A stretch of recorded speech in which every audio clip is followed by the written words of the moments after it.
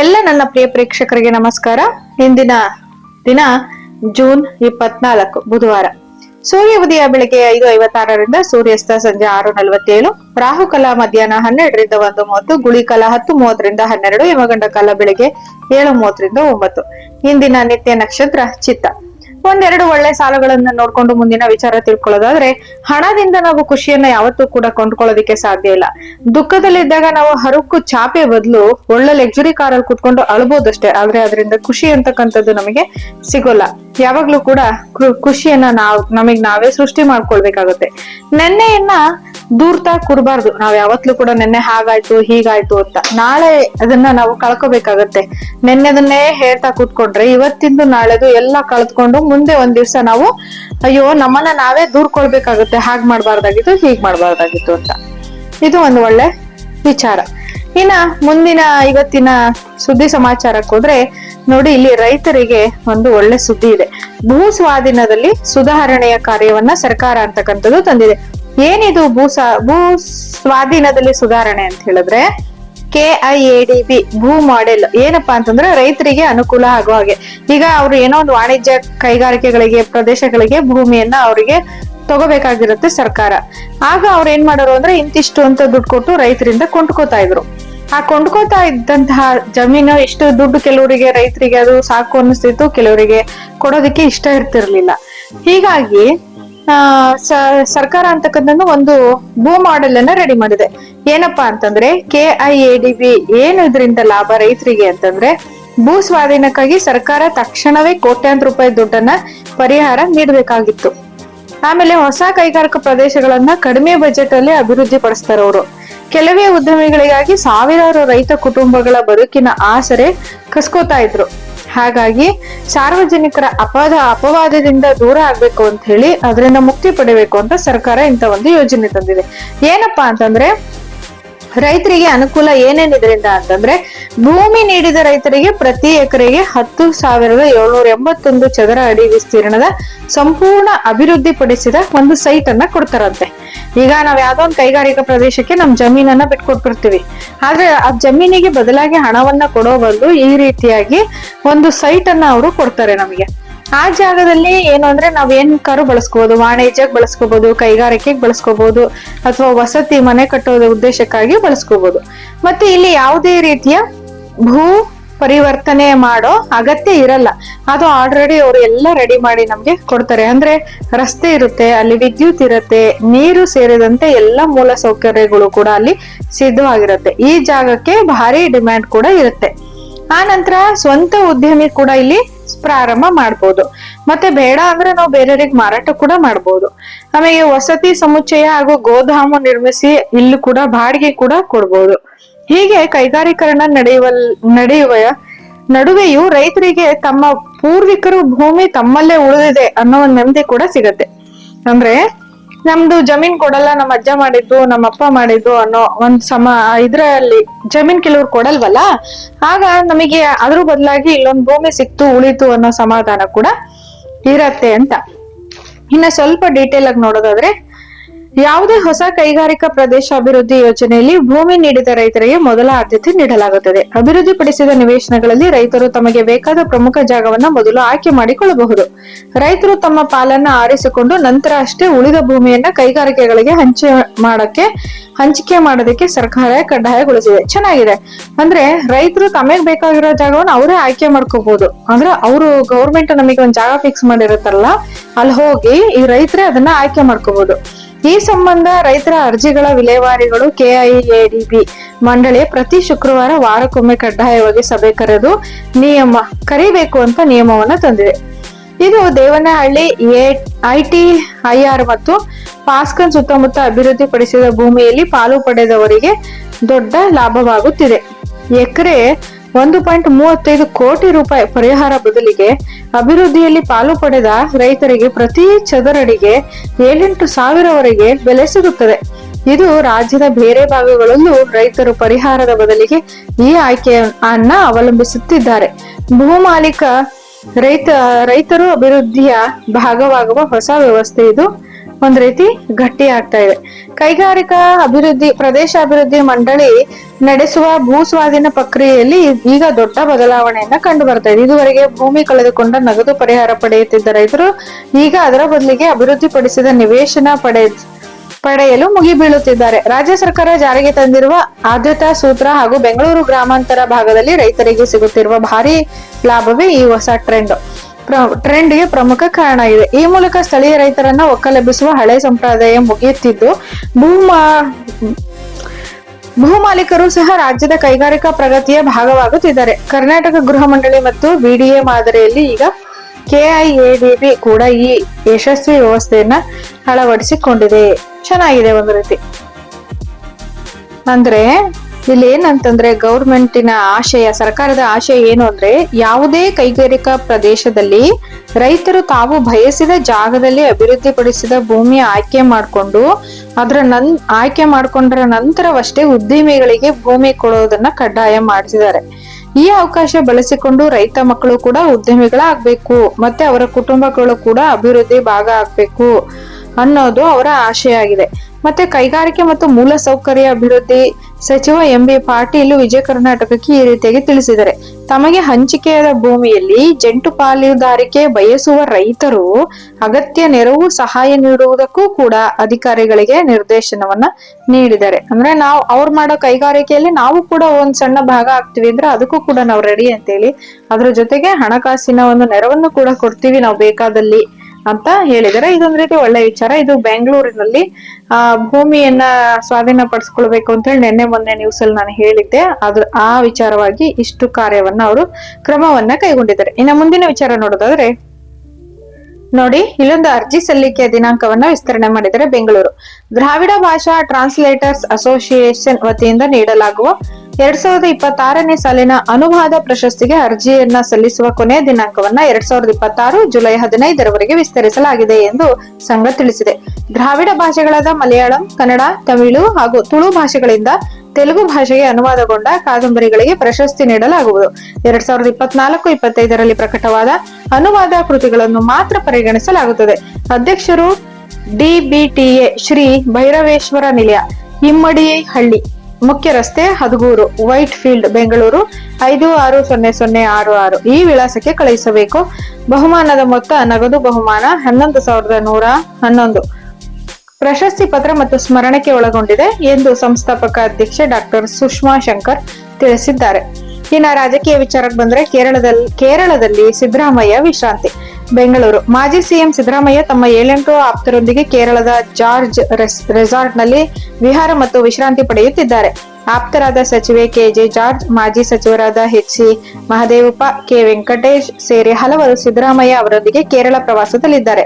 ಆಪ್ತರೊಂದಿಗೆ relax mood ನಲ್ಲಿದ್ದು June 25ರಂದು ಗುರುವಾರ ಬೆಂಗಳೂರಿಗೆ ಮರಳಲಿದ್ದಾರೆ. ಇನ್ನ ನೋಡಿ, ನೀಟ್ ಎಕ್ಸಾಮ್ ದಿನದಂದು ಟ್ರಾಫಿಕ್ ಜಾಮ್ ಆಗಿರ್ಲಿಲ್ಲ ಅಂತ ಹೇಳ್ಬಿಟ್ಟು ಇಲ್ಲೊಂದು ಸಮಜಾಯಿಷಿಯನ್ನ ನೀಡಿದ್ದಾರೆ. ಅಂದ್ರೆ ಏನ್ ಹೇಳಿದ್ದಾರೆ ಅಂತಂದ್ರೆ, ಇಲ್ಲಿ ಕಾಂಗ್ರೆಸ್ ಸಮಾರಂಭ ಇತ್ತು, ಹಾಗಾಗಿ ವಿದ್ಯಾರ್ಥಿನಿಗೆ ತಡವಾಗಿ ಬಂದ್ಲು ಅಂತ ಹೇಳಿ ಎಲ್ಲರೂ ಕೂಡ ಆರೋಪ ಮಾಡಿದಕ್ಕೆ ಇಲ್ಲಿ ಪೊಲೀಸರು ಏನ್ ಮಾಡಿದ್ದಾರೆ ಅಂತ ಹೇಳಿದ್ರೆ, ನೋಡಿ, ವದಂತಿಗಳಿಗೆ ಬೆಂಗಳೂರು ನಗರ ಪೊಲೀಸರು ಹಾಗೂ ಸಂಚಾರ ನಗರ ಪೊಲೀಸರು ಕೂಡ ಸ್ಪಷ್ಟನೆ ನೀಡಿದ್ದಾರೆ. ಏನ್ ನೀಡಿದ್ದಾರೆ? ನೀಟ್ ಮರುಪರೀಕ್ಷೆ ದಿನ ಬೆಂಗಳೂರು ನಗರದ ಅರಮನೆ ಮೈದಾನದಲ್ಲಿ ಆಯೋಜನೆಯಾಗಿದ್ದ ಕರ್ನಾಟಕ ಪ್ರದೇಶ ಕಾಂಗ್ರೆಸ್ ಪಕ್ಷದ ನೂತನ ಅಧ್ಯಕ್ಷ ಬಿಕೆ ಹರಿಪ್ರಸಾದ್ ಪದಗ್ರಹಣ ಸಮಾರಂಭ ಇದ್ದಿದ್ದ ಕಾರಣಕ್ಕೆ ಟ್ರಾಫಿಕ್ ಉಂಟಾಗಿ ಆ ವಿದ್ಯಾರ್ಥಿನಿ ಪರೀಕ್ಷೆಗೆ ಬಂದಿಲ್ಲ ಅಂತೇಳಿ ಆರೋಪವನ್ನ ಮಾಡಿದ್ದಾರೆ. ಅದಕ್ಕೆ ಅವಳಿಗೆ ಬರೆಯೋ ಅವಕಾಶ ತತ್ತು ಎಕ್ಸಾಮ್ ಬರೆಯೋದು ಅಂತ.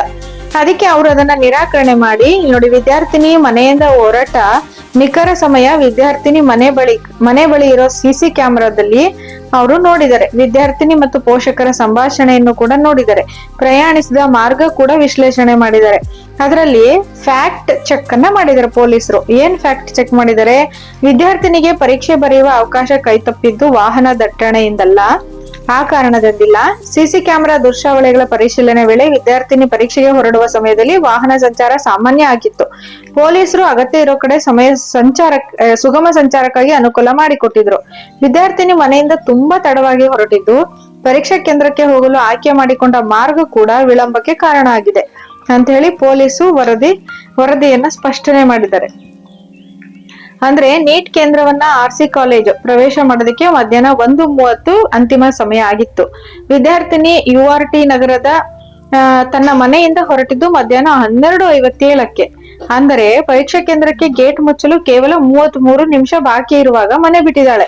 ಪರೀಕ್ಷಾ ಕೇಂದ್ರಕ್ಕೆ ತಲುಪಲು ಹತ್ತಿರ ದಾರಿಗಳಿದ್ದರೂ ಲಾಂಗ್ ರೂಟ್ ಆಯ್ಕೆ ಮಾಡ್ಕೊಂಡಿದ್ದಾಳೆ.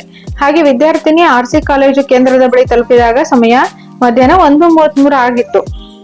ನಿಯಮದಂತೆ 3 ನಿಮಿಷ ತಡವಾದ್ರಿಂದ ಅವಳನ್ನ ಒಳಗಡೆ ಬಿಟ್ಟಿಲ್ಲ.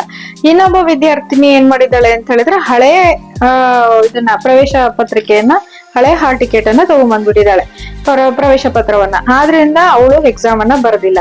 ಹೀಗೆ ಒಟ್ಟು ಕೇವಲ 3 ವಿದ್ಯಾರ್ಥಿಗಳು ಪರೀಕ್ಷೆಯನ್ನ ಬರೆಯೋದಕ್ಕೆ ಸಾಧ್ಯ ಆಗಿಲ್ಲ ಅಂತ ಹೇಳ್ಬಿಟ್ಟು ನೀಟಾಗಿ ಫ್ಯಾಕ್ಟ್ ಚೆಕ್ ಮಾಡಿ ಪೊಲೀಸರು ತಿಳಿಸಿದ್ದಾರೆ. ಅಂದ್ರೆ ಯಾವುದೇ ಕಾಂಗ್ರೆಸ್ಸಿನ ಒಂದು ಫಂಕ್ಷನ್ ಇಂದ, ಸಮಾರಂಭದಿಂದ ಅವರಿಗೆ ಯಾವ ತೊಂದರೆ ಕೂಡ ಆಗಿಲ್ಲ ಅಂತೇಳಿ ಸಮಜಾಯಿಷಿಯನ್ನ ಕೊಟ್ಟಿದ್ದಾರೆ. ಇನ್ನ ಮುಂದಿನ ವಿಚಾರ ನೋಡೋದಾದ್ರೆ ನೋಡಿ, ಮುಂದಿನ ವಿಚಾರ ನಾಟಕ ಅಕಾಡೆಮಿ ಪ್ರಶಸ್ತಿಗಳ ಪ್ರದಾನ 26ರಂದು ಬೆಂಗಳೂರು. ಕರ್ನಾಟಕ ನಾಟಕ ಅಕಾಡೆಮಿಯ 2024-25ನೇ ಸಾಲಿನ ಪುಸ್ತಕ ಬಹುಮಾನ, 2025-26 ಸಾಲಿನ ವಾರ್ಷಿಕ ಪ್ರಶಸ್ತಿಗಳ ಪ್ರದಾನ ಸಮಾರಂಭವನ್ನ ಜೂನ್ 26ರಂದು ನಗರದ ರವೀಂದ್ರ ಕಲಾಕ್ಷೇತ್ರದಲ್ಲಿ ಆಯೋಜಿಸಲಾಗಿದೆ. ಈ ಸಂದರ್ಭ ಶಿವಮೊಗ್ಗ ರಂಗಾಯಣದ ಕೇಂದ್ರ ಸಾಹಿತ್ಯ ಅಕಾಡೆಮಿ ಪ್ರಶಸ್ತಿ ಪುರಸ್ಕೃತರಾದ ಬೋಳುವಾರು ಮೊಹಮ್ಮದ್ ಕುಯೀಂ ಇವರ ಕಾದಂಬರಿ ಆಧಾರಿತ ಸ್ವಾತಂತ್ರ್ಯ ಓಟ ನಾಟಕ ಕೂಡ ಪ್ರದರ್ಶನವನ್ನ ಕಾಣಲಿದೆ. ಇನ್ನು ನಮ್ಮ ಮುಖ್ಯಮಂತ್ರಿಯವರು ಕನಕಪುರದ ದೇಗುಲ ಮಠದ ಹಿರಿಯ ಶ್ರೀಗಳಿಗೆ ಅಂತಿಮ ನಮನವನ್ನು ಸಲ್ಲಿಸಿ ರಾಷ್ಟ್ರಧ್ವಜವನ್ನ ಕಿರಿಯ ಶ್ರೀಗಳಿಗೆ ಹಸ್ತಾಂತರಿಸುವ ವೇಳೆ ಮುಖ್ಯಮಂತ್ರಿ DK ಶಿವಕುಮಾರ್ ಅವರು ಭಾವುಕರಾದರು. ಅಂದ್ರೆ ದೇಗುಲ ಮಠದ ಶಿವೈಕ್ಯ ಶ್ರೀಗಳಿಗೆ ಸರ್ಕಾರದಿಂದ ಒಂದು ಗೌರವ. ಕನಕಪುರ. ಇನ್ನೊಂದು ವಿಶೇಷ ಸುದ್ದಿ, ಈ ಮೊದಲು ನಾನು ವಿಡಿಯೋ ಮಾಡಿ ಹಾಕಿದ್ದೆ, ಟೆಲಿಗ್ರಾಮ್ ಆಪ್ ನಿಷೇಧ ತೆರವು. ನೀಟ್ UG 2026 ಪ್ರಶ್ನೆ ಪತ್ರಿಕೆ ಸೋರಿಕೆಗೆ ಟೆಲಿಗ್ರಾಮ್ ಆಪ್ ಬಳಕೆ ಆರೋಪದ ಹಿನ್ನೆಲೆಯಲ್ಲಿ ಭಾರತದಲ್ಲಿ ಟೆಲಿಗ್ರಾಮ್ ತಂತ್ರಾಂಶ ಬಳಕೆಯ ಮೇಲೆ ಹೇರಿದ ತಾತ್ಕಾಲಿಕ ನಿಷೇಧವನ್ನ ಕೇಂದ್ರ ಸರ್ಕಾರ ಮಂಗಳವಾರ ಹಿಂಪಡೆದಿದೆ. ಇದರೊಂದಿಗೆ ಜನಪ್ರಿಯ ಇನ್ಸ್ಟಂಟ್ ಮೆಸೇಜಿಂಗ್ ತಂತ್ರಾಂಶದ ಸೇವೆಗಳು ಭಾರತದಲ್ಲಿ ಪುನರಾರಂಭಗೊಂಡಿವೆ. ಜೂನ್ 21ರಂದು ನಡೆದ ನೀಟ್ ಮರುಪರೀಕ್ಷೆಯ ಹಿನ್ನೆಲೆಯಲ್ಲಿ ಸುರಕ್ಷತಾ ಕ್ರಮವಾಗಿ ಎಲೆಕ್ಟ್ರಾನಿಕ್ ಮತ್ತು ಮಾಹಿತಿ ತಂತ್ರಜ್ಞಾನ ಸಚಿವಾಲಯ ಜೂನ್ 16ರಿಂದ ಜೂನ್ 22ರವರೆಗೆ ಈ ಆಪ್ ಅನ್ನು ದೇಶದಲ್ಲಿ ನಿರ್ಬಂಧಿಸಿತ್ತು. ನಿಷೇಧ ವಾಪಸ್ ಹಿನ್ನೆಲೆಯಲ್ಲಿ ಪ್ರಸ್ತುತ ಟೆಲಿಗ್ರಾಮ್ ಆಪ್ ಗೂಗಲ್ ಪ್ಲೇ ಸ್ಟೋರ್ನಲ್ಲಿ ಲಭ್ಯವಿದೆ. ವಂಚಕರು ಹಳೆಯ ಸಂದೇಶಗಳನ್ನ ಎಡಿಟ್ ಮಾಡಿ ಪ್ರಶ್ನೆ ಪತ್ರಿಕೆ ಮೊದಲೇ ಸೋರಿಕೆಯಾಗಿದೆ ಎಂಬಂತೆ ಬಿಂಬಿಸಿ ವಿದ್ಯಾರ್ಥಿಗಳನ್ನ ಮತ್ತಷ್ಟು ಅಧಿಕಾರಿಗಳನ್ನ ದಾರಿ ತಪ್ಪಿಸುವುದನ್ನ ತಡೆಯುವುದಕ್ಕೋಸ್ಕರ ಈ ನಿರ್ಧಾರವನ್ನ ತೆಗೆದುಕೊಂಡಿದ್ರು. ನೋಡಿ, ಇಲ್ಲೊಂದು ಕುಡುಕ ಪ್ರಯಾಣಿಕನ ಕಿತಾಪತಿಯಿಂದ ಪಾಪ 18 ಪ್ರಯಾಣಿಕರು ಆಸ್ಪತ್ರೆಗೆ ಸೇರುವಂತಾಗಿದೆ. ಏನಪ್ಪಾ ಅಂತಂದ್ರೆ, ಬೀದರ್ನಲ್ಲಿ ಪ್ರಯಾಣಿಕನೊಬ್ಬ ಏಕಾಏಕಿ ಸ್ಟೇರಿಂಗ್ ತಿರುಗಿಸಿದ್ದರಿಂದ ಬಸ್ ಮರಕ್ಕೆ ಡಿಕ್ಕಿ ಹೊಡೆದು 18 ಜನರಿಗೆ ತೀವ್ರ ಗಾಯಗಳಾಗಿರುವ ಘಟನೆ ಶಹಾಪುರ ಗೇಟ್ ಬಳಿ ಸೋಮವಾರ ಸಂಭವಿಸಿದೆ. ಮಹಾರಾಷ್ಟ್ರ ಸಾರಿಗೆ ಸಂಸ್ಥೆಗೆ ಸೇರಿದ ಈ ಬಸ್ ಹೈದರಾಬಾದ್ನಿಂದ ಉದಗೀರ್ ಕಡೆಗೆ ಹೋಗುತ್ತಿತ್ತು. ಬೀದರ್ ಹೊರವಲಯದ ಶಹಾಪುರ ಗೇಟ್ ಬಳಿ ಬಂದಾಗ ಪ್ರಯಾಣಿಕನೊಬ್ಬ ವಾಹನ ಚಾಲಕನ ಕ್ಯಾಬಿನೆಟ್ಗೆ ನುಗ್ಗಿ ಏಕಾಏಕಿ ಸ್ಟೇರಿಂಗ್ ತಿರುಗಿಸಿದ. ಇದರಿಂದ ಬಸ್ ಮರಕ್ಕೆ ಡಿಕ್ಕಿ ಹೊಡೆಯಿತು. ಬಸ್ನಲ್ಲಿದ್ದ ಎಲ್ಲರೂ ಗಾಯಗೊಂಡಿದ್ದಾರೆ. ಕೆಲವರಿಗೆ ಗಂಭೀರ ಗಾಯಗಳಾಗಿವೆ ಎಂದು MSRTC ಸಂಸ್ಥೆಯ ಬಸ್ ನಿರ್ವಾಹಕ ಅಮೂಲ್ ತಿಳಿಸಿದ್ದಾರೆ. ಗಂಭೀರ ಗಾಯಗೊಂಡವರನ್ನ ಬ್ರೀಮ್ಸ್ಗೆ ದಾಖಲಿಸಲಾಗಿದೆ. ಸ್ಟೇರಿಂಗ್ ತಿರುಗಿಸಿದ ಪ್ರಯಾಣಿಕ ಮದ್ಯ ಸೇವಿಸಿದ್ದ, ಅಲ್ಲದೆ ತನ್ನ ಪತ್ನಿ ಜೊತೆ ಜಗಳ ಮಾಡುತ್ತಲೇ ಬರುತ್ತಿದ್ದ ಎಂದು ತಿಳಿಸಲಾಗಿದೆ. ನೋಡಿ, ಇಲ್ಲೊಂದು ಘಟನೆ, ನಾಯಿ ಪತ್ತೆ ಹಚ್ಚಿದ್ದಕ್ಕೆ ಸಿಕ್ತು 50,000 ರು ಇನಾಮ್. ಏನಪ್ಪಾ ಅಂತಂದ್ರೆ, ಪುತ್ತೂರು, ದಕ್ಷಿಣ ಕನ್ನಡ. ನಾಪತ್ತೆಯಾಗಿದ್ದ ನಾಯಿ ಪತ್ತೆ ಹಚ್ಚಿಕೊಟ್ಟ ಕೂಲಿ ಕಾರ್ಮಿಕರೊಬ್ಬರಿಗೆ 50,000 ರೂಪಾಯಿ ಇನಾಮು ದೊರೆತಿದೆ. ಕೋಳ್ಯದ ಗಣೇಶ್ ಕೇರ ನಾನಾ ಜಾತಿಯ 30 ನಾಯಿಗಳನ್ನ ಸಾಕುತ್ತಿದ್ದಾರೆ. ಅವರ ಶ್ವಾನ ಪರಿವಾರದಲ್ಲಿ ದೇಸಿ ತಳಿಯ ಚಿನ್ನು ಅನ್ನೋ ನಾಯಿ ಇದ್ದಕ್ಕಿದ್ದ ಹಾಗೆ ಕಳೆದೋಗಿತ್ತಂತೆ. ಎಷ್ಟು ಹುಡುಕಿದ್ರು ಸಿಕ್ಕಿಲ್ಲ. ಹಾಗಾಗಿ ಅವರು ನಾಯಿ ಹುಡುಕಿ ಕೊಟ್ಟವರಿಗೆ, ಅದರ ಇದೆ ಅಂತ ಸುಳಿವು ನೀಡಿದವರಿಗೆ 50,000 ರೂಪಾಯಿ ಬಹುಮಾನ ಕೊಡ್ತೀವಿ ಅಂತ ಹೇಳಿದ್ರಂತೆ. ಹಾಗೆ ತಮ್ಮ ಊರಲ್ಲಿ ಬ್ಯಾನರ್ ಕೂಡ ಹಾಕ್ಸಿದ್ರಂತೆ. ಗಣೇಶ್ ಕೇರ ಅಂತಕ್ಕಂಥ ಒಬ್ಬ ವ್ಯಕ್ತಿ ಈ ಪ್ರಕಟಣೆಯನ್ನ ನೋಡಿ, ಅವನು ಒಬ್ಬ ಕೂಲಿ ಕಾರ್ಮಿಕ, ಆ ನಾಯಿ ಹುಡ್ಕೋದಕ್ಕೆ ಪ್ರಾರಂಭ ಮಾಡಿದ್ದಾನೆ. ಕೊನೆಗೆ ಆ ನಾಯಿ ಅವನಿಗೆ ಸಿಕ್ಕಿದೆ. ಕಳೆದುಕೊಂಡ ನಾಯಿ ಸಿಕ್ಕಿದೆ ಅನ್ನೋ ಖುಷಿಲಿ ಗಣೇಶ್ ಅವರು ಕೊಟ್ಟ ಮಾತಿನಂತೆ 50,000 ರೂಪಾಯಿ ಚೆಕ್ ಅನ್ನ ಅವರಿಗೆ ಕೊಟ್ಟಿದ್ದಾರೆ. ಇದು ಒಂದ್ ರೀತಿ ಒಳ್ಳೆ ವಿಚಾರ. ಇಲ್ಲಿ ನೋಡಿ, ಬಹುದೊಡ್ಡ ಒಂದು ವಿಚಾರ ಚರ್ಚೆಯಲ್ಲಿದೆ. ಸರ್ಕಾರಿ ಒಡೆತನದ ವಿದ್ಯುತ್ ವಿತರಣಾ ವ್ಯವಸ್ಥೆಯನ್ನ ಖಾಸಗಿಯವರಿಗೆ ವಹಿಸುವ ವಿಚಾರ ಈಗ ಬಹು ಚರ್ಚಿತವಾಗಿರತಕ್ಕಂತ ವಿಷಯ. ಅದರಂತೆ ಕರ್ನಾಟಕದ 15 ಜಿಲ್ಲೆಗಳಲ್ಲಿ ಈ ಜವಾಬ್ದಾರಿ ಹೊರಲು ಮುಂದಾದ the Tata power company KERC ಗೆ ಅರ್ಜಿ ಕೂಡ ಹಾಕಿದೆ. ಆದರೆ ಇದಕ್ಕೆ ವಿರೋಧ ವ್ಯಕ್ತಪಡಿಸಿರುವ ರೈತರು, ನೌಕರರು ಸಂಘಟನೆಗಳು ಪ್ರತಿಭಟನೆ ಹಾದಿ ತುಳಿದಿದೆ. ಹೀಗಾಗಿ ಕೇಂದ್ರ ಸರ್ಕಾರ ಯಾಕೆ ಈ ಹೆಜ್ಜೆಯನ್ನ ಇಟ್ಟಿದೆ, ಇದರಿಂದ ಸಾಮಾನ್ಯ ಗ್ರಾಹಕನಿಗೆ ಏನೆಲ್ಲ ಹೊರೆ ಆಗ್ಬಹುದು, ಆ ನಂತರ ಈ ನಿಲುವಿನ ಲಾಭ ನಷ್ಟ ಎಷ್ಟಿರಬಹುದು ಏನು ಅಂತ ಹೇಳಿ ಈಗ ಚರ್ಚೆಯಲ್ಲಿರ್ತಕ್ಕಂಥ ವಿಚಾರ. ಖಾಸಗೀಕರಣ ಅಂತಕ್ಕಂಥದ್ದು ಹೊಸದೇನಲ್ಲ. ವಿದ್ಯುತ್ ಪೂರೈಕೆ ವ್ಯವಸ್ಥೆಯನ್ನ ಖಾಸಗಿ ಕಂಪನಿಗಳು ನಿರ್ವಹಿಸ್ತಾ ಇರೋದ್ರಿಂದ ಹೊಸದೇನಲ್ಲ. ಸ್ವಾತಂತ್ರ್ಯ ಪೂರ್ವದಲ್ಲಿ ವಿದ್ಯುತ್ ಸಂಪರ್ಕ ಪಡೆದಿದ್ದ ದೇಶದ ಮೈಸೂರು, ಕಲ್ಕತ್ತಾ, ಹೈದರಾಬಾದ್, ದಿಲ್ಲಿ, ಬಾಂಬೆ, ಜಮಶೆಡ್ಪುರ, ಸೂರತ್ ಸೇರಿದಂತೆ ಹಲವು ನಗರಗಳಿಗೆ ಖಾಸಗಿ ಕಂಪನಿಗಳೇ ವಿದ್ಯುತ್ ಪೂರೈಸುತ್ತಿದ್ದವು. ತದನಂತರ ಈ ಜವಾಬ್ದಾರಿಯನ್ನು ಸರ್ಕಾರಗಳು ವಹಿಸಿಕೊಂಡಿವೆ. ಇದಾದ ಬಳಿಕ 1993ರಲ್ಲಿ ಉತ್ತರ ಪ್ರದೇಶ, 1999ರಲ್ಲಿ ಒಡಿಶಾ, 2002ರಲ್ಲಿ ದಿಲ್ಲಿ, 2025ರಲ್ಲಿ ಚಂಡೀಗಢನಲ್ಲಿ ವಿದ್ಯುತ್ ವಿತರಣಾ ವ್ಯವಸ್ಥೆಯನ್ನ ಖಾಸಗಿ ಕಂಪನಿಗಳೇ ನಿರ್ವಹಿಸ್ತಾ ಇದ್ದಾವೆ. ಈ ದೇಶದಲ್ಲಿ ಈಗ 12 ಖಾಸಗಿ ಕಂಪನಿಗಳು ಕಾರ್ಯೋನ್ಮುಖವಾಗಿದ್ದಾವೆ. ಈ ವ್ಯವಸ್ಥೆಯಿಂದ ಹಲವು ರಾಜ್ಯಗಳಿಗೆ ನಷ್ಟದ ಪ್ರಮಾಣ ತಗ್ಗಿದೆ ಅನ್ನೋ ಅಂಶ ಉಲ್ಲೇಖಿಸಿ ಈಗ ಕೇಂದ್ರ ಸರ್ಕಾರ ಕರ್ನಾಟಕ ವಿದ್ಯುತ್ ಪೂರೈಕೆ ವ್ಯವಸ್ಥೆಯನ್ನ ಖಾಸಗಿಯವರಿಗೆ ನೀಡೋದಕ್ಕೆ ಪ್ರಯತ್ನ ಪಡ್ತಾ ಇದೆ ಅಂತೇಳಿ ಇಲ್ಲಿ ಚರ್ಚೆ ನಡೀತಾ ಇದೆ. ಯಾವ್ಯಾವ ಜಿಲ್ಲೆಯನ್ನ ಪರವಾನಗಿಗೆ ಅರ್ಜಿ ಹಾಕಿದ್ದಾರೆ ಅಂತಂದ್ರೆ ಧಾರವಾಡ, ಬೆಂಗಳೂರು ಗ್ರಾಮೀಣ, ಚಿಕ್ಕಬಳ್ಳಾಪುರ, ಕೋಲಾರ, ರಾಮನಗರ, ತುಮಕೂರು, ಚಿತ್ರದುರ್ಗ, ಶಿವಮೊಗ್ಗ, ದಕ್ಷಿಣ ಕನ್ನಡ, ಉಡುಪಿ, ಮೈಸೂರು, ಚಾಮರಾಜನಗರ, ಹಾಸನ, ಬೆಳಗಾವಿ, ಉತ್ತರ ಕನ್ನಡ. ಇಷ್ಟು. ಈಗ ಖಾಸಗೀಕರಣದ ವಿರೋಧಕ್ಕೆ ನೀಡುತ್ತಾ ಇರ್ತಕ್ಕಂಥ ಕಾರಣ ಏನಪ್ಪಾ ಅಂತಂದ್ರೆ, ಖಾಸಗಿ ಕಂಪನಿಗಳೊಂದಿಗೆ ಪೈಪೋಟಿ ನಡೆಸೋದಕ್ಕೆ ಇಂಧನ ಇಲಾಖೆಗೆ ಸಾಧ್ಯ ಇಲ್ಲ. ಹೀಗಾಗಿ ಜಿಯೋ, ಏರ್ಟೆಲ್ ಪೈಪೋಟಿಯಿಂದ BSNL ಸ್ಥಿತಿ ಈ ರೀತಿಯಾಗಿದೆ. ನೀರಾವರಿ IP ಸೆಟ್ಗಳಿಗೆ ಉಚಿತ ವಿದ್ಯುತ್ ನೀಡಲಾಗುತ್ತಿದೆ. ಖಾಸಗೀಕರಣದಿಂದ ಅದು ವ್ಯಾಪಾರೀಕರಣ ಆಗುತ್ತೆ. ಮೀಟರ್ ಅಳವಡಿಸ್ತಾರೆ, ಅಂದ್ರೆ ಈಗ ಫ್ರೀ ಕರೆಂಟ್ ಕೊಡ್ತಾ ಇರೋದು ರೈತರಿಗೆ ಹೋಗ್ಬಿಡುತ್ತೆ ಅಂತ ಅನ್ನದಾತರು ಮತ್ತಷ್ಟು ಸಂಕಷ್ಟಕ್ಕೆ ಈಡಾಗ್ತಾರೆ ಅಂತ. ಆ ನಂತರ ಗೃಹ ಜ್ಯೋತಿ ಮೂಲಕ ಪ್ರತಿ ಮನೆಗೆ 200 ಯೂನಿಟ್ ವರೆಗೆ ಫ್ರೀ ಕೊಡ್ತಾ ಇದ್ದಾರೆ. ಹಿಂದೆ ಭಾಗ್ಯ ಜ್ಯೋತಿ ವಿದ್ಯುತ್ ವಿತರಣೆ ಖಾಸಗಿ ಆದ್ರೆ ಸರ್ಕಾರ ಸಬ್ಸಿಡಿ ಸಿಕ್ಕಿಲ್ಲ ಅಂತೇಳಿ ಸಂಪರ್ಕವನ್ನ ಕಡಿತ ಮಾಡ್ತಾರೆ. ಹೀಗೆ ವಿದ್ಯುತ್ ವಿತರಣೆ ಜವಾಬ್ದಾರಿಯೊಂದಿಗೆ ಖಾಸಗಿ ಕಂಪನಿಗಳು ವಿದ್ಯುತ್ ಉತ್ಪಾದನೆ, ಸಾಗಣೆಯಲ್ಲೂ ಕೂಡ ಹಸ್ತಕ್ಷೇಪ ಮಾಡ್ತವೆ. ಮತ್ತೆ AI ನಂತ ತಂತ್ರಜ್ಞಾನ ಬಳಸಿ ಅಲ್ಲಿರುವ 52,000 ಸರ್ಕಾರಿ ನೌಕರರನ್ನು ಕೂಡ ತೆಗೆದು ಹಾಕ್ತಾರೆ. ಮತ್ತೆ ಬೀದಿ ದೀಪಗಳಿಗೆ ಪೂರೈಸಿದ ವಿದ್ಯುತ್ ಬಿಲ್ಗಳನ್ನ ಸ್ಥಳೀಯ ಸಂಸ್ಥೆಗಳು ತುಂಬುತ್ತಿಲ್ಲ. ಖಾಸಗಿ ಕಂಪನಿಯವರು ಈ ವಿನಾಯಿತಿ ಸಿಗಲ್ಲ. ಒಂದು ದಿನ ವಿಳಂಬ ಆದ್ರೂ ಕೂಡ ಬೀದಿ ದೀಪ ಸಂಪರ್ಕ ಸ್ಟಾಪ್ ಆಗುತ್ತೆ. ಇನ್ನ ಖಾಸಗಿ ಕಂಪನಿಗಳು ಸರ್ವಿಸ್ ಚಾರ್ಜು, ಇತರೆ ಶುಲ್ಕ ಹೆಸರಿನಲ್ಲಿ ಹೆಚ್ಚುವರಿ ಶುಲ್ಕ ಆಕರಣೆ ಮಾಡ್ತಾರೆ. ಈಗ ಮುಂಬೈ ನಗರದಲ್ಲಿ ಈ ಸ್ಥಿತಿ ಇದೆ. ದೊಡ್ಡ ಪ್ರಮಾಣದ ಸೆಕ್ಯೂರಿಟಿ ಡೆಪಾಸಿಟ್ ಪಡೆಯೋದಿಕ್ಕೆ ಮುಂದಾಗ್ತಾರೆ ಅಂತ. ಖಾಸಗೀಕರಣ ಹುಚ್ಚು ನೋಡಿದ್ರೆ ಸರ್ಕಾರ ಯಾಕೆ ಬೇಕು ಅನ್ನೋ ಪ್ರಶ್ನೆ ಬರುತ್ತೆ. ರಸ್ತೆಗಳು ನಿರ್ಮಿಸಿದ ಖಾಸಗಿ ಕಂಪನಿಗಳು ಈಗ ಟೋಲ್ ರೂಪದಲ್ಲಿ ಹಣ ಕೀಳ್ತಾ ಇದಾವೆ. ಇದು ವಿದ್ಯುತ್ ವ್ಯವಸ್ಥೆಗೂ ಕೂಡ ಬರುತ್ತೆ ಅಂತ. ಈಗ ಟೋಲ್ ಹೇಳಕ್ ಆಗಂಗಿಲ್ಲ, ಆ ರೀತಿ ರೇಟ್ ಆಗಿದೆ. ಯಾಕಂದ್ರೆ ಖಾಸಗಿಯವರು ರೋಡ್ ಅನ್ನ ಮಾಡ್ಕೊಂಡ್ಬಿಟ್ಟು ಈಗ ಟೋಲ್ ಗೇಟಿಗೆ ಎಷ್ಟು ಬೇಕಷ್ಟು ಹಾಕ್ತಾ ಇದ್ದಾರೆ. ಹಾಗೇನೆ ವಿದ್ಯುತ್ ಕೂಡ ಆಗತ್ತೆ ಅಂತಕ್ಕಂಥದ್ದು ಈಗ ಚರ್ಚೆಯಲ್ಲಿ ಇರ್ತಕ್ಕಂತಹ ವಿಚಾರ.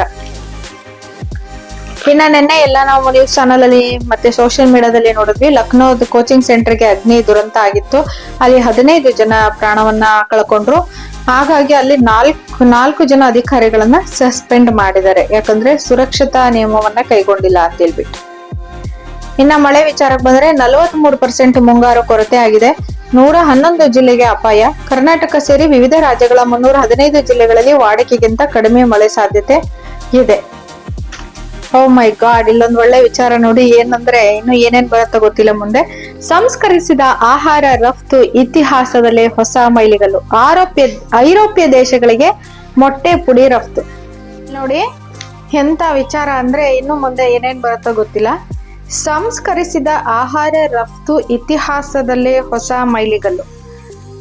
ಐರೋಪ್ಯ ದೇಶಗಳಿಗೆ ಮೊಟ್ಟೆ ಪುಡಿ ರಫ್ತು. ನೋಡಿ, 12 ತಿಂಗಳ ಕಾಲ ಮೊಟ್ಟೆಯ ಪುಡಿಯನ್ನ ಸಾಮಾನ್ಯ ತಾಪಮಾನದಲ್ಲಿ ಕೆಡದಂತೆ ಸಂಗ್ರಹಿಸಿ ಇಡ್ಬೋದು. 1 ವರ್ಷ ಇಡ್ಬೋದಂತೆ ಸಾಮಾನ್ಯ ತಾಪಮಾನದಲ್ಲಿ, ಅಂದ್ರೆ ಫ್ರಿಜ್ ಇಲ್ದೇನೆ. 84 ಇನ್ನ 1 kg ಮೊಟ್ಟೆ ಪುಡಿ ಸುಮಾರು 84 ತಾಜಾ ಮೊಟ್ಟೆಗಳಿಗೆ ಸಮಾನವಾಗಿದೆ. ಇನ್ನು 520 ಕೋಟಿ ರೂಪಾಯಿ ಭಾರತದಲ್ಲಿ ಮೊಟ್ಟೆ ಪುಡಿ ಉತ್ಪಾದನೆಯ ವಾರ್ಷಿಕ ವಹಿವಾಟು. 6% ಭಾರತದಲ್ಲಿ ಮೊಟ್ಟೆ ಪುಡಿ ವಹಿವಾಟಿನ ವಾರ್ಷಿಕ ಬೆಳವಣಿಗೆ ಪ್ರಮಾಣ. ಯಾವುದಕ್ಕೆಲ್ಲ ಬೇಡಿಕೆ ಇದು ಅಂದ್ರೆ cake, biscuit, pastry, cookies, bread ತಯಾರಿಕೆಯಲ್ಲಿ ಮೊಟ್ಟೆ ಪ್ರಮುಖ ಮತ್ತೆ ಕಚ್ಚಾ ವಸ್ತು ಆಗಿದೆ. ಇದು ಹಿಟ್ಟಿಗೆ ಮೃದುತ್ವ ಮತ್ತೆ ಉತ್ತಮ ಬಣ್ಣವನ್ನ ಕೊಡುತ್ತಂತೆ. Noodles, pasta, mayonnaise, salad, dressing ಮತ್ತೆ ಸಿದ್ಧ ಆಹಾರ ತಯಾರಿಕೆಗೆ ಇದನ್ನ ಬಳಸ್ತಾರಂತೆ. ಜಿಮ್ಗೆ ಹೋಗೋರಿಗೆ ಪ್ರೋಟೀನ್ ಶೇಕು, ಅದಾದ ನಂತರ ನ್ಯೂಟ್ರಿಷನ್ನು, ಬಾರ್ ಅಂಡ್ ಪೌಷ್ಟಿಕಾಂಶದ ಸಪ್ಲಿಮೆಂಟರಿಗಳಲ್ಲಿ ಇದು ಹೆಚ್ಚಾಗಿರುತ್ತಂತೆ. ನೋಡಿ ಇನ್ನು ಏನೇನು ಮುಂದೆ ಬರುತ್ತೋ ಅಂತ. ಪುಡಿ ತಯಾರಿಕೆ ಹೇಗೆ ಮಾಡ್ತಾರೆ ಅಂದ್ರೆ, ಕೋಳಿ ಮೊಟ್ಟೆಗಳನ್ನ ಸ್ವಚ್ಛಗೊಳಿಸಿದ ಬಳಿಕ ನಾಜೂಕಿನಿಂದ ಅದರಲ್ಲಿರುವ ಬಿಳಿ ಮತ್ತು ಹಳದಿ ದ್ರಾವಣಗಳನ್ನ ಹೊರ ತೆಗಿತಾರಂತೆ. ಚಿಪ್ಪು ದ್ರಾವಣದಲ್ಲಿ ಸೇರದಂತೆ ಎಚ್ಚರ ವಹಿಸ್ತಾರೆ. ಕೆಲವು ಕಂಪನಿಗಳು ಎರಡನ್ನೂ ಮಿಶ್ರಣ ಮಾಡಿ ಪುಡಿ ಮಾಡಿ ತಯಾರಿಸ್ತಾರೆ. ಇನ್ನು ಕೆಲವು ಕಂಪನಿಗಳು ಪ್ರತ್ಯೇಕವಾಗಿ ಸಿದ್ಧಪಡಿಸ್ತಾರೆ. ಮಿಶ್ರ ಮಾಡುವುದಾದರೆ ಹೆಮೋಜಿನೈಸೇಷನ್ ಅಥವಾ ಏಕರೂಪೀಕರಣ ಮತ್ತು ಪಾಶ್ಚರೀಕರಣ ಪ್ರಕ್ರಿಯೆ ಒಳಪಡಿಸ್ತಾರೆ. ನಂತರ ದ್ರಾವಣವನ್ನ ಅತ್ಯಾಧುನಿಕ ಸ್ಪ್ರೇ ಡ್ರೈಯಿಂಗ್ ತಂತ್ರಜ್ಞಾನ ಮೂಲಕ ಒಣಗಿಸಿ ಪುಡಿಯನ್ನು ತಯಾರಿಸ್ತಾರೆ. ಇದು ದೀರ್ಘಕಾಲ ಬಾಳಿಕೆ ಬರುತ್ತೆ ಅಂತ ಹೇಳ್ಬಿಟ್ಟು ಏನೇನ್ ಮಾಡ್ತಾರೋ ಗೊತ್ತಿಲ್ಲ.